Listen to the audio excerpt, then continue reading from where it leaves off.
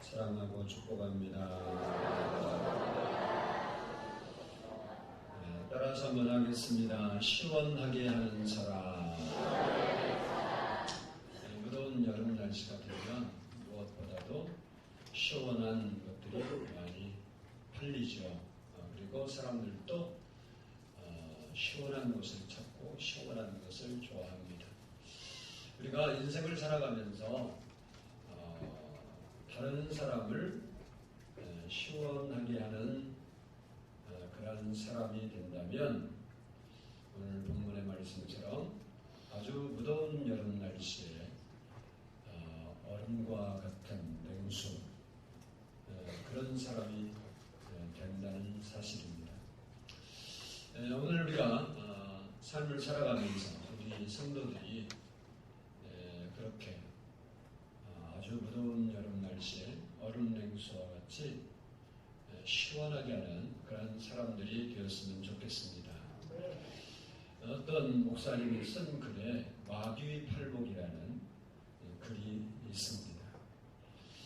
제가 오늘 드릴 말씀과 연관이 있어서 인용을 해봤는데 한번 나는 해당이 되지 않는가 한번 살펴볼 수 있기를 원합니다.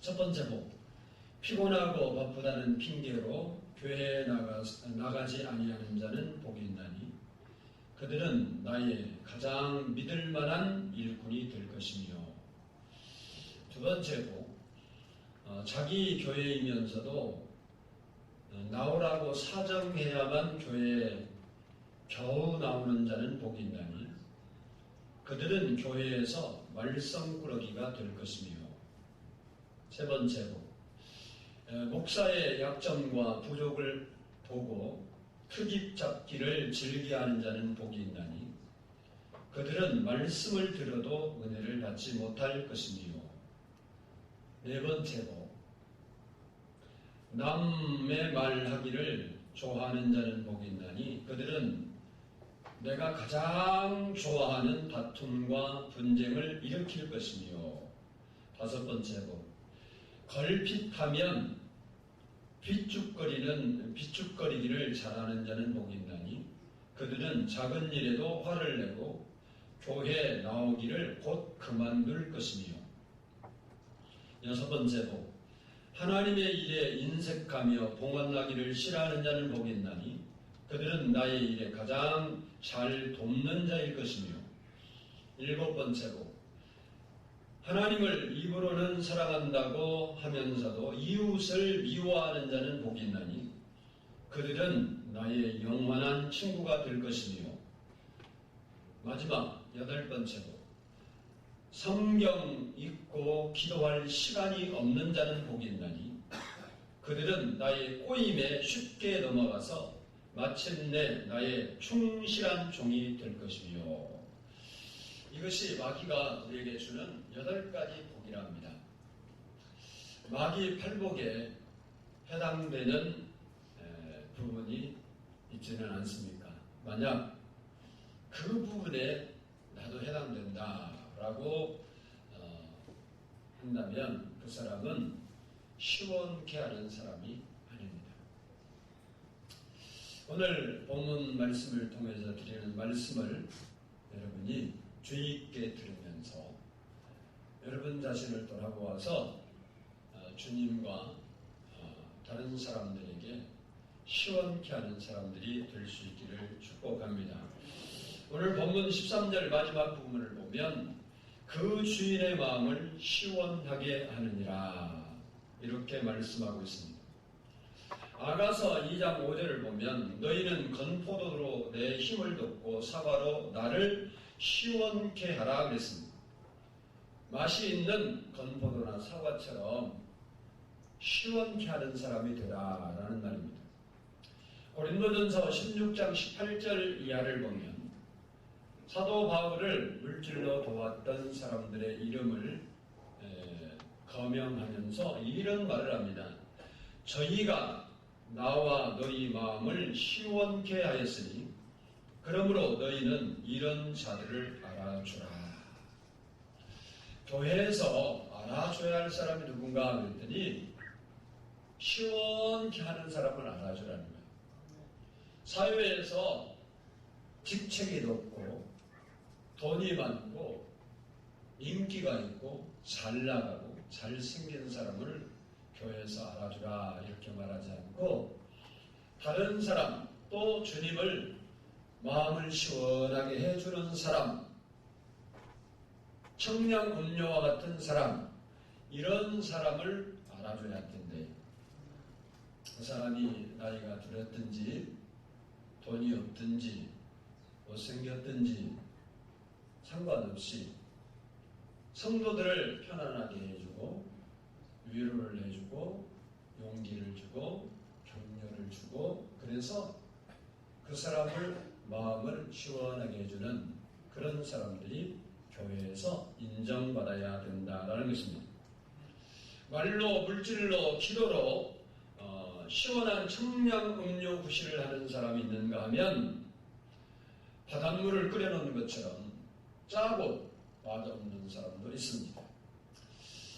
오늘 본문을 통해서 어떤 사람이 어떤 삶을 살 때 시원케 하는 사람인가를 잠시 살펴보려고 합니다.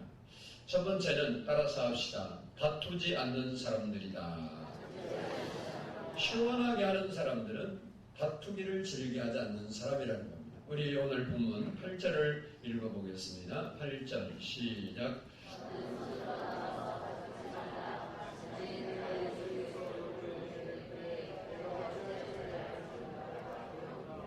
아멘.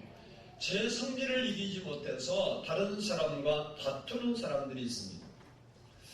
매사에 성질을 내고 다투기를 즐겨하는 사람이 있습니다. 이런 사람들이야말로 사람을 열받게 하는 사람이고 더운 사람입니다. 시원케 하는 사람이 아닙니다. 우리가 살아가면서 경계해야 할 두 가지가 있는데 먼저 하나는 따라서 합니다. 하나님과 다투면 안 된다. 우리가 사람과도 다투면 안 되지만 더 중요한 것은 하나님과 다투면 절대 안 됩니다. 이사야서 45장 9절을 보면 질그릇 조각 중 한 조각 같은 자가 자기를 지으신 자로 더불어 다툴진저 화 있을진저 진흙이 토기장이를 대하여 너는 무엇을 만드느냐 할 수 있겠으며 너의 만든 것이 너를 가리켜 그런 손이 없다 할 수 있겠느냐라고 했습니다. 창조주 하나님 나를 만드시고 다스리는 그 하나님과 다투는 자는 화가 있다는 거예요. 역사적으로 살펴보면 하나님과 다투고 그리고 대적한 나라들이 있습니다. 예를 들어보면 아수르나 바벨로니아나 또 로마나 그리고 독일의 나치나 일본의 군국주의나 이런 하나님과 다투고 그리고 대적했던 나라들의 끝이 어떻습니까? 다 망하고 폐허가 됐다는 겁니다. 그래서 우리는 절대로 사람과는 가끔 다툴 수 있을지언정 하나님과 다투면 안 돼요. 그럼 하나님과 다투는 것이 뭐냐? 여러분이 하나님 보이지도 않는데 하나님 나하고 한번 입씨름 한번 해봅시다. 그리고 말싸움 할 수도 없는 거고 뭐가 다투는 거냐 하나님과. 하나님과 다투는 것은 아담과 하와로 보면 선악과를 먹는 것이 하나님과 다투는 거예요. 사울 왕으로 보면 하나님과 다투는 것이 다 진멸하라는 말씀을 어기고 자기 뜻대로 살린 것이 하나님과 다투는 겁니다. 삼손으로 말하면 드릴라에게 찾아간 것이 하나님과 다툰 거예요. 야곱이 환난을 당했는데 환난을 당한 이유가 뭐냐면 고향으로 돌아가라 그랬는데 안 돌아가고 세계 몇십 년 동안 산 것이 하나님과 다툰 겁니다. 요나가 하나님께서 너는 저 니느웨 백성에 가서 복음을 전하라고 했지만 그는 자기 원수의 나라이기 때문에 그 나라가 망했으면 좋겠다는 거예요. 그래서 하나님의 말씀을 어기고 다시스로 간 것이 하나님과 다투는 겁니다. 우리는 하나님과 다투는 사람이 한 명도 없는 것을 감사해야 되는 거예요. 옆 사람 보면서 한번 합시다. 들어보니 나는 하나님과 다투지 않아서 감사하다. 한 번도 여러분은 하나님 말씀을 어겨본 일이 없잖아요. 미워하지 말라고 했는데 미워하지 않았고, 원망하지 말라고 했는데 원망하지 않았고, 불평하지 말라고 했는데 불평하지 않았고, 그래서 항상 웃으며 살고 감사하며 살고 기도하며 살았죠. 아멘입니다.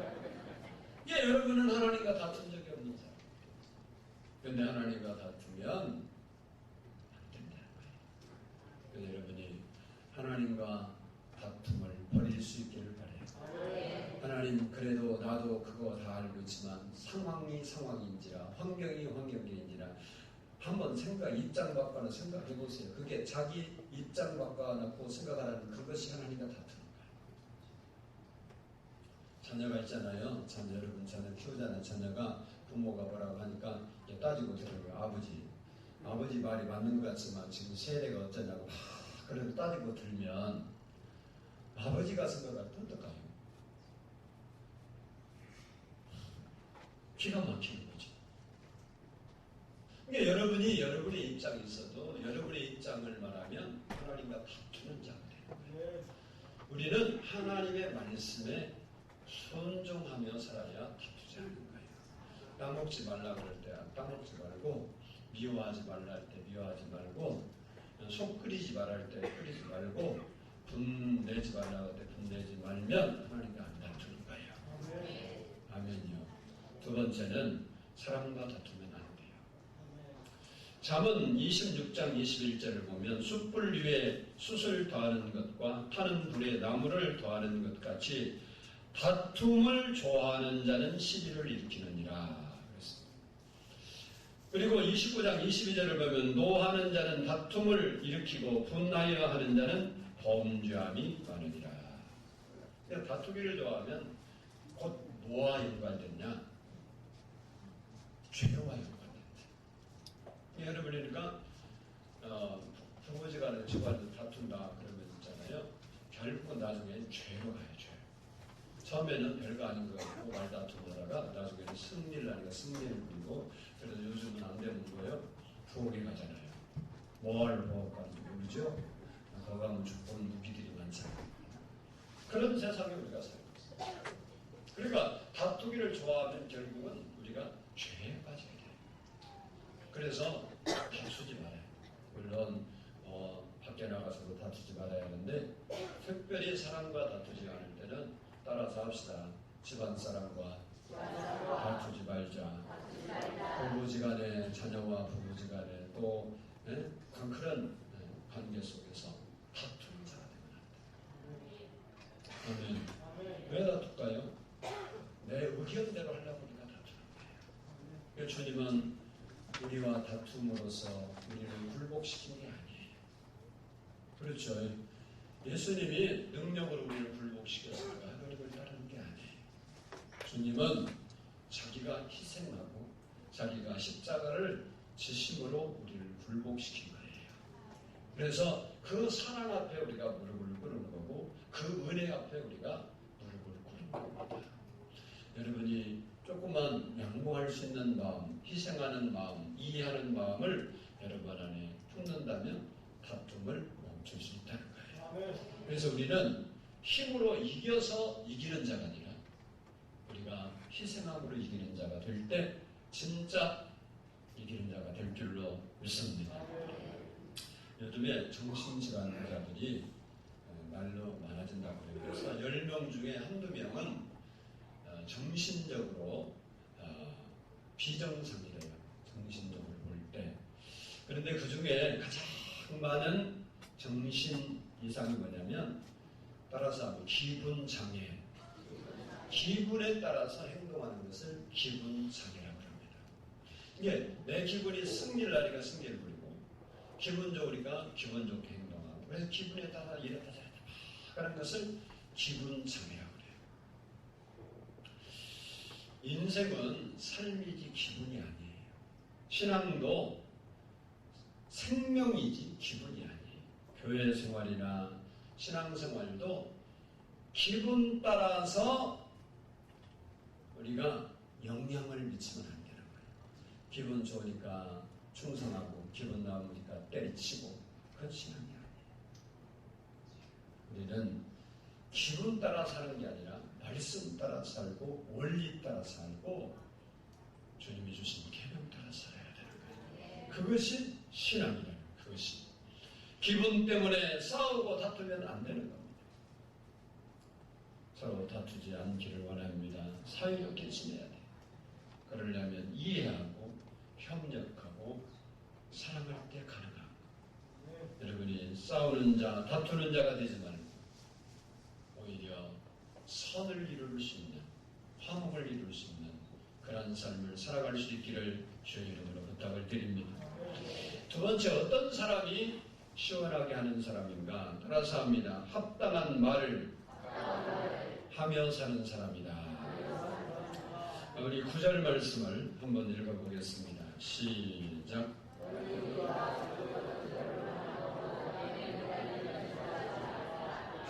아멘. 그리고 11절을 보면 경우에 합당한 말은 바로 새긴 은쟁반의 금사관이라 라고 했습니다. 남의 은밀한 일을 누설한다는 것은 남의 비밀을 떠들어대는 입이 싼 사람이라는 뜻이에요. 의사들은 히포크라테스 선서를 배웁니다. 그 선서 중에 이런 게 있습니다. 나는 어떤 경우에도 환자의 비밀을 지킬 것이며. 왜 이런 선서를 할까요? 의사가 진료하다 보면 환자와 이야기하게 되고 그러다 보면 그 환자의 건강의 비밀, 그리고 병들게 된 비밀, 그리고 인간관계의 비밀, 지난날의 비밀들을 자연스럽게 알게 되는 겁니다. 그 알게 된 것을 남에게 알리면 안 된다는 거예요. 비밀을 지켜야 된다는 거예요. 그래서 비밀은 따라서 합시다. 내 입에서 나가면 비밀이 없다. 근데 비밀이 왜 제일 잘 꺼지냐면 한 사람만 알리면 그냥 돌아요. 왜? 너만 꼭 알고 있으면 비밀이야. 그 말만 붙이면 금방 돼요. 사람은 비밀이라면 알고 싶어서 미쳐요. 저도요, 누가 말하다가 하고 싶은 말 있는데 다음에 할게요. 그러면요, 아주 궁금해서. 아니, 그러지 말고 지금 얘기하라고. 아니, 다음에 할게요. 그러면요, 또 궁금해요. 사람들이 비밀을 좋아해요. 며칠 전에 누가 전화 왔어요. 그래서 어떻게 하면 좋냐고 그러더니 그냥 딱 마지막 말인 거예요. 목사님, 누구에게도 절대 말하면 안 됩니다. 근데 제가 목회하면서 재밌는 사건이 뭐냐면요. 그래서 알았다고 말 안 하겠다고 그러고 있는데 나중에 소문이 다 났어요. 그 목사한테 원망해요. 목사가 말했다고. 그래서 나중에 알고 보니까 지 친구한테 말한 거예요. 그러니까 그게 다 돌았는데 괜히 나는 말도 안 하고 뒤집었어. 나한테 비밀 얘기하지 마세요. 어차피 나한테 하면서 비밀을 깨졌죠. 그렇다고 내가 누구한테 얘기해. 저는 비밀이 많이 있어요, 사실. 우리 집사람한테 얘기 안 해요. 우리 집사람들한테 다 얘기하겠지만 나는 못해요. 내가 시킨다고 약속했으면 무덤까지 갖고 가는 거고, 내가 약속 안 한 것은 무조건 말해요. 내가 약속했으니까 지킨 거고, 안 하는 것은 뭐 말해도 되는 거 아니에요, 그렇죠? 아니, 여러분, 제가 카톡을 받아요. 비밀 채팅도 뭐라고요? 채팅이라고 비밀 카톡방도 있고요. 일반 카톡방도 있고 또 뭐 또 있어? 공개 발표회도 있어. 그죠? 우리 카톡도 안 하고 뭐 하고 살아요? 그러니까 비밀. 근데 남의 비밀을, 남의 일들을 누설하는 것은 좋은 태도가 아니에요. 누설한다는 말은 무슨 얘기냐면요. 말은요, 남의 비밀을 폭로하거나 협박해서 그 사람의 인격과 삶에 손상을 입히는 것을 말해요. 우리는 그런 삶을 살아가고 하는 게 아니고 시원하게 하는 사람은 오늘 11절 말씀처럼 합당한 말을 하고 살아가는 겁니다. 때와 장소, 경우에 맞는 말이 합당한 말입니다. 말이라는 건 이상해요. 말이라는 건요, 때와 장소와 억양에 따라서 그 의미가 달라지고 결과가 달라요. 똑같은 말도요, 억양에 따라 달리죠. 똑같은 말인데 달라요. 그래서 합당한 말이란 격에 맞는 말, 그 사람에게 격려를 주고 그리고 칭찬하는 말이 합당한 말입니다. 누가 시원하게 하는 사람입니까? 좋게 말해주는 사람, 말로 다른 사람의 기분을 좋게 해주는 사람, 말 한마디로 그 사람에게 용기를 주고 희망을 갖게 해주는 사람이 시원하게 해주는 사람입니다. 여러분은 여러분의 삶에서 나 때문에 누가 상처받고 내 말 때문에 힘들어하는 사람은 없는지 한번 살펴봐야 돼요. 우리는 내가 원하든지 원치 않든지 우리는 나도 모르는 사이에 그런 룰을 범할 수가 많습니다. 하지만 우리가 지나간 일은 어쩔 수 없다 할지라도 우리가 초심하면서 살고 나 때문에 위로를 받고 힘을 얻고 용기를 가질 수 있도록 우리가 우리의 언어의 생활을 바꿔야 할 필요가 있다는 이야기입니다. 바라기는 여러분이 경우에 맞는 말, 합당한 말을 할 수 있기를 바랍니다. 성도에게 맞는 말을 할 수 있는 여러분들이 될 수 있기를 원합니다. 마지막으로 따라서 합시다. 충성된 사람들이다. 누가 시원하게 하는 사람이냐면 오늘 본문 말씀 13절 보니까 충성된 사람이에요. 13절 같이 한번 읽어보겠습니다. 시작.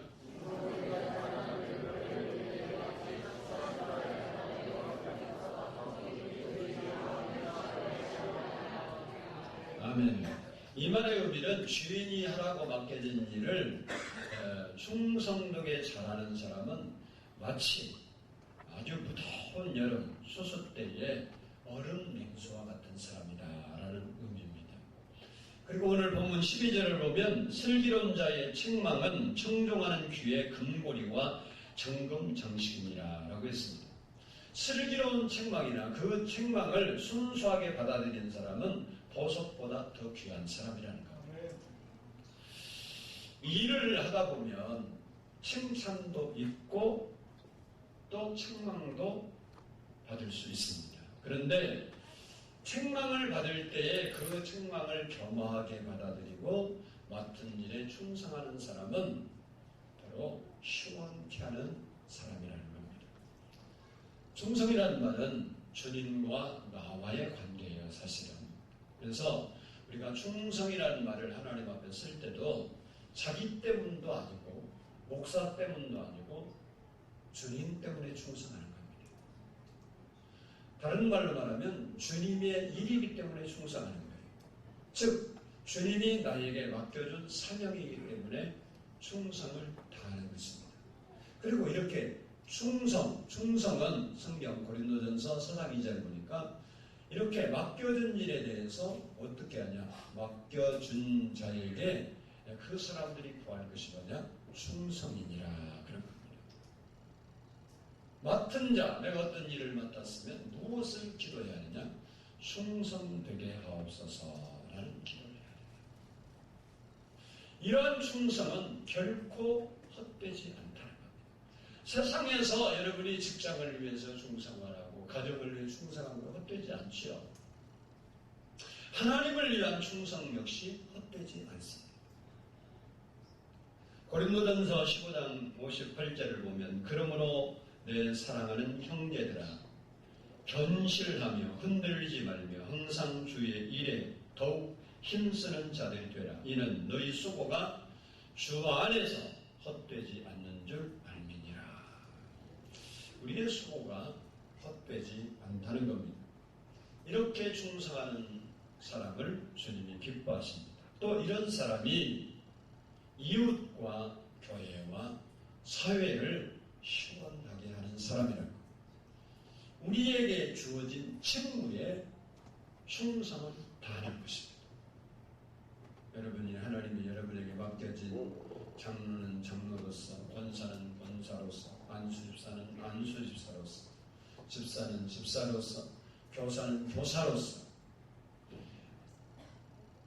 내 맡은 일을 잘 감당할 때 그게 충성인 거예요. 영국의 한 왕자가 여행을 하다가 길을 잃어버렸습니다. 한참 길을 찾아 헤매다가 들에서 양을 돌보는 목동 소년을 발견하게 됩니다. 왕자는 이제 길을 찾겠구나 이런 생각을 하면서 그동안 조바심이 있었던 마음을 놓고 안도의 숨을 쉬었어요. 그리고 이 왕자가 목동 소년에게 다가와서 이렇게 말을 했습니다.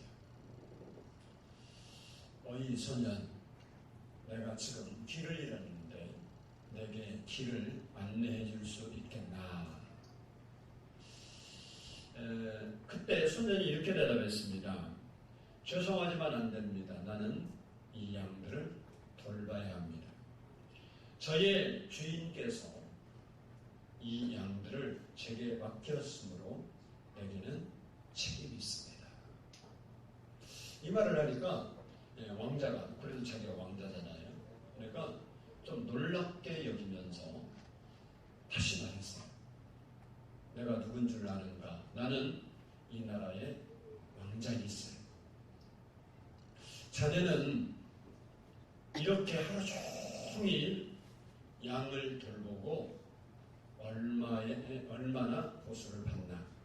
만일 자네가 나를 길 있는 데까지만 인도해 준다면 자네 보수의 1년치를 내가 주겠네. 그때 소년이 이렇게 대답했습니다. 그럴 수 없습니다. 나는 이 양들을 돌볼 책임과 의무에서 벗어날 수 없습니다. 이 말을 듣고 왕자가 무척 화가 치밀러 와서 지금 길을 잃어버려서 해가고 왕자한테 이 목동 소년이 길을 안내해 준다고 안 하니까 얼마나 열받겠어요. 그래서 뒷주머니에서 권총을 꺼냈습니다. 그리고 그 소년 목동의 머리를 향해 겨누면서 이렇게 소리쳤습니다. 나는 이 나라의 왕자다. 내게는 너를 죽일 수 있는 권한이 있다. 그래도 내 말을 듣지 않겠나? 그리고 협박을 했어. 잠깐 동안의 침묵이 흐른 후 목동은 분노에 차 있는 이 왕자를 보면서 이렇게 말했습니다. 저는 길을 안내해 드릴 수 없습니다. 저는 양떼를 돌볼 책임을 떠날 수 없습니다. 라고 거절했습니다. 그리고 시간이 흘러서 오랜 시간이 된 후에 이 목동 소년은 왕실의 부름을 받아서 영국의 유명한 수상이 되었습니다. 그 사람이 바로 존 제임스라는 분입니다. 우리도 이 목동처럼 자기 일에 맡겨준 일에 충성을 했던 이 목동처럼 하나님이 우리에게 맡겨준 일에 충성을 다해야 하지 않겠느냐는 겁니다. 그분의 말씀과 그분이 맡겨진 일에 끝까지 충성을 해야 될 줄로 압니다. 우리에게 주어진 직분이 크든지 작든지 여러분이 세상에서, 직장에서, 여러분 사업장에서 여러분에게 주어진 일은 충성하지 말라고도 죽도록 충성해요. 왜 그럴까요?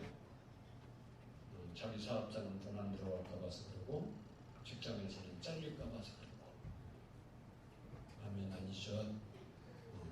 그래서 충성하지 말라고 충성해요. 진짜 여러분의 인생을 돌아보며 충성해야 할 것은 주님이 나에게 주어진 일입니다. 그 일을 내가 어떻게 감당하고 있는지 여러분이 한번 돌아볼 수 있기를 원합니다. 무덥고 자정스러운 일이 겹쳐 있는 이 세상 속에서 나 때문에 다른 사람이 기분이 좋아지고 상했던 마음이 시원해지는 그런 역할을 감당하는 우리가 됐으면 좋겠습니다. 시원하게 해주는 사람, 그러려면 주님의 마음을 본받아야 합니다. 우리를 살리시고 우리를 기분 좋게 하시기 위해서 주님은 종이 되셨습니다. 주님은 우리를 기분 좋게 하시려고 십자가에 죽으셨습니다. 우리가 다른 사람을 시원하게 하고 그리고 주님을 시원하게 해드리려면 우리도 예수님의 발자취를 따라가야 되는 겁니다. 나를 희생할 때 내가 다투지 않는 자가 될 수 있고 나를 한 발 내려놓을 때 내가 합당한 말을 할 수 있는 자가 되고 그리고 나를 포기할 때 주님께 충성할 수 있습니다. 바라기는 주님이 그렇게 하셨던 것처럼 그 주님을 생각하며 그 주님 때문에 여러분들이 가정에서 교회에서 사회에서 시원하게 해 드릴 수 있는 그런 성도들이 될 수 있기를 주의 이름으로 축복합니다. 기도하겠습니다.